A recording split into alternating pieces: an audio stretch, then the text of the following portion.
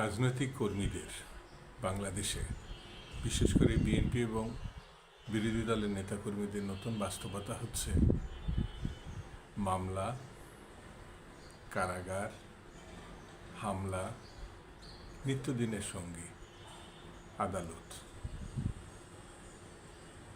রাজনৈতিক কর্মীরা এখন বিশেষ করে নেতাকর্মীরা বাসায় যতটা সংসারের জন্য সময় দিতে না পারে, আদালতে মামলাজনিত কারণে আইনজীবীদের যেসব চেম্বার আছে সেখানে তাদের থাকতে হয়।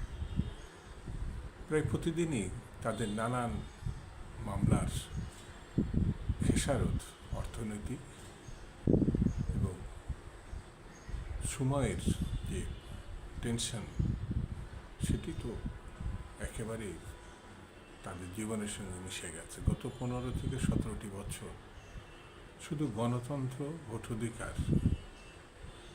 এবং নিজের দাবির ন্যায্যতা প্রমাণ করার জন্য তারা এই পরিস্থিতির মুখোমুখি হয়েছে। একই কঠিন সময় যারা বিএনপি এবং বিরোধী দল করে না, তাদের বাইরে বোঝানো যাবে না।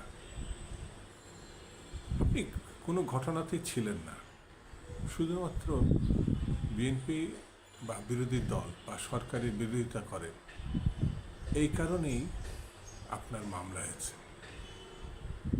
পুলিশও আপনার বাসায় এসে হাজির হয়ে যাবে, আপনি হয়তো জানেনও না কারণটা কি।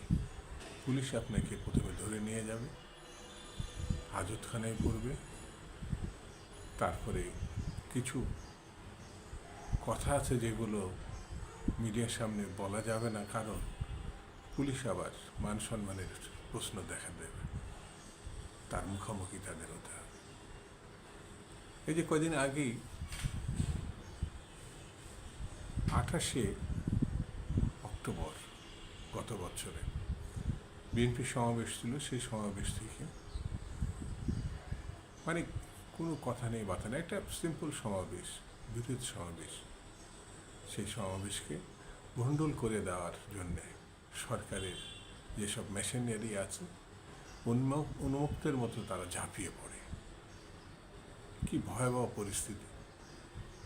সেই পরিস্থিতিতে জাতিসংঘ ব্যাখ্যা করেছিল বিরোধী দল না, সরকারের সম্পৃক্ততায়, সক্রিয়তায়, অতি উৎসাহের কারণে এই সমাবেশকে ভণ্ডুল করা হয়েছে। এই সমাবেশের কারণে প্রায় কয়েক হাজার মামলা হয়, সেই মামলার আসামি হয় প্রায় লক্ষাধিক নেতাকর্মীরা। নির্বিচারে গ্রেপ্তার করা হয়, তাদেরকে জেলে ভরা হয় এবং যে লক্ষ্যে এই ঘটনা ঘটানো হয়েছিল 7 জানুয়ারি 24-এর নির্বাচন বিরোধী দলবিহীন করার জন্যে, ভোটারবিহীন করার জন্যে যে আতঙ্কটা তৈরি করার দরকার ছিল, সেটিতে তারা সফল হয়। সফল এই কারণে বলছে সেখানে ভোটাররা যায়নি, বিরোধী দল অংশগ্রহণ করেনি, তারাই মামুই ভাগ্নে মিলে তারা একজন প্রার্থী, নিজের দলেরই বিরোধী প্রার্থী, আর তাদের প্রতিবেশী একটি দল আছে, তাদেরকে এনে দাঁড় করিয়ে তারা একটা গত 2 বছর বা 2বারে যে নির্বাচন করেছে, এবারও সেই নির্বাচনটা তারা করলেন। সেই নির্বাচন বিশ্বের কোনো গণতান্ত্রিক দেশ অ্যাকসেপ্ট করেনি, মানে নাই, এখনো পর্যন্ত না। তারপরও তারা কিন্তু বলেছেন, যেমন নির্বাচন কমিশন এখনো বলে যে ভোটাররা আসলো কি আসলো না, তার দায়িত্ব তো নির্বাচন কমিশনের না, তাদের দায়িত্ব শুধু সরকারের কাছ থেকে বেতন নেওয়া, আবাসিক সুবিধা নেওয়া, চিকিৎসা নেওয়া।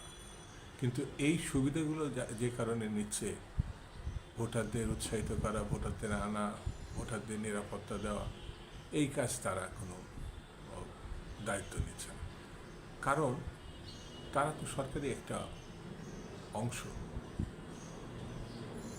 তারা কি নির্বিচারে বলে দিচ্ছে আমাদের দায়িত্ব না, তাহলে কার দায়িত্ব? কারণ যে সময় নির্বাচন হয় সেই সময়ের জন্যে সরকার কিন্তু নির্বাচন কমিশন, পুলিশ প্রশাসন তার কথা অনুযায়ী চলবে, কিন্তু কি দিব্যি বলে দিল যে তাদের দায়িত্ব না। আমরা ব্রিটিশ ভারতের সময় পরাধীন ছিলাম, তখনও নির্বাচন আমলে এত অভিযোগ ছিল না। পাকিস্তান আমলে হানাদার বাহিনী আমরা যা মুক্ত করেছি, তার আগে পর্যন্ত 24 বছর আমরা দাবি করেছি পাকিস্তানে গণতন্ত্র ছিল না, মানুষের অধিকার ছিল না, ন্যায্যতা ছিল না, যে কারণে গণতন্ত্রের জন্য সংগ্রাম, মুক্তির জন্য সংগ্রাম, স্বাধীনতার জন্য সশস্ত্র বিপ্লব, সেগুলো তো পরাধীন সময়ের কথা। তাহলে এখন সেই সময়ের থেকেও নির্মমতার কেন আমরা বেশি মুখোমুখি হতে হবে? কেন? সেই সময়কে আমরা তো পরাধীন ছিলাম, অন্যের কৃপায় আমাদের বেঁচে থাকতে হতো, চলতে হতো। এখন তো আমরা স্বাধীন। 71-এর পরে তো, মুক্তিযুদ্ধের পরে তো পরাধীন এ কথা বলা যাবে না, কিন্তু বাস্তবতাটা কি? বাস্তবতা বড় নির্মম। কোর্ট কাছারি, থানা, কারাগার, এটা নিয়েই মানুষকে বসবাস করতে হচ্ছে। আপনি যদি সরকারের সমর্থক না হন, সরকারের সখ্য না হন, বন্ধু না হন, তাহলে কোর্ট কাছারি, থানা, কারাগার, এগুলোর সঙ্গে আপনার জীবন জড়িয়ে যাবে। এটাই নতুন বাস্তবতা। এই বাস্তবতা যদি কাটাতে হয়, তাহলে এই সময়কে পরিবর্তন করতে হবে। এই সময়ে যারা কর্তৃত্ব করছে, লাঠিছড় ঘোরাচ্ছে, তাদের থেকে মুক্ত হতে হবে। সেই মুক্ত হতে হলে পারে যে মুক্তির পথ, সেই পথে আসতে হবে। এছাড়া অন্য কোনো ভিন্ন পথ আছে, এটা আমার কাছে মনে হয় না। এই বাস্তবতা আপনাকে মানতেই হবে।